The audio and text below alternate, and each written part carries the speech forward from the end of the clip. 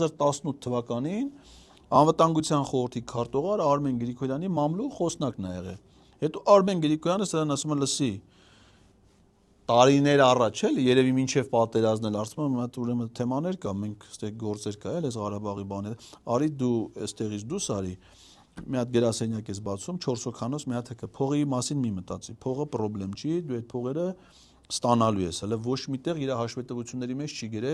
թե իրանց այդ 4 հոգանոց հասարակական կազմակերպությանը ով երբ ինչքան փող ա տվել այդ այնց բան չկա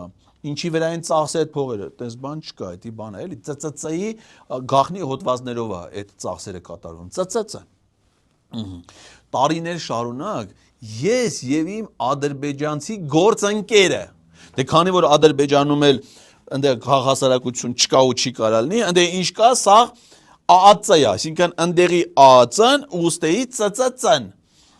տարիներ շարունակ իր գործընկերոջ հետ աշխատել են ու բերե հասցրել են արդեն այս մակարդակին